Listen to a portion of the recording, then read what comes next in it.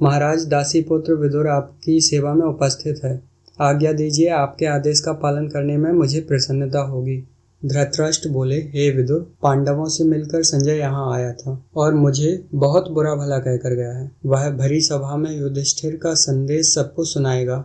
युधिष्ठिर ने पता नहीं क्या संदेश दिया है, यही मुझे चिंता खाए जा रही है। ठीक से नींद नहीं आ रही, क्या करूं समझ नहीं आ रहा। विदुर, तुम मेरे भाई हो और सदैव मेरे हित की बात करते हो। बताओ, इस स्थिति में मैं क्या करूं? धर्म पूर्वक सब बात स्पष्ट कहो। संजय पांडवों के पास से पता नहीं क्या संदेश लाया है। मैं इसी विषय को लेकर चिंतित हूँ।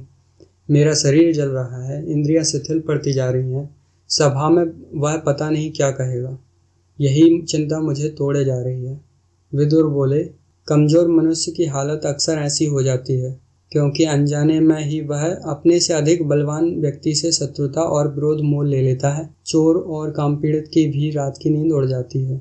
महाराज, आपने भी तो यही गलती नहीं कर दी है कि किसी बलवान से शत्रुता मोल ले ली है। आप दूसरों के अधिकार पर तो कुदृष्टि नहीं डालने लगे हैं, क्योंकि इन सब दोषों के कारण ही रात की नींद और इंद्रियां बेचैन होने लगती हैं। धृतराष्ट्र बोले, भ्राता विदुर, आप एक धर्मपरायण और विद्वान व्यक्ति हैं।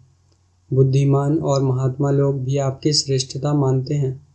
इस स्थिति में मैं क्या करूं? आप धर्मयुक्त नीति वचनों से मेरी चिंता को शांत करने की कृपा करें। विदुर बोले, महाराज, आप युधिष्ठिर की योग्यता से भली भांति परिचित हैं।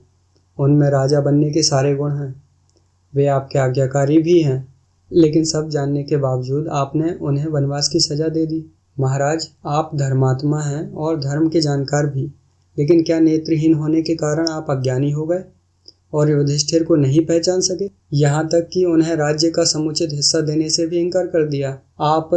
आप इसके लिए भी सहमत नहीं हुए। युधिष्ठिर बड़े कोमल, दयालु, सच्चे धर्म पथ पर चलने वाले और वीर पुरुष हैं, और चूंकि वे आपका आदर करते हैं, इसलिए सारी पीड़ा को दुर्भाग्य मानकर झेल रहे हैं। दुर्योधन, शकुनी, दुशासन और कर्ण पर आप राज्यभार सौंपकर जनता के कल्याण की बात सोच भी कैसे सकते हैं? इन्हें इतना योग्य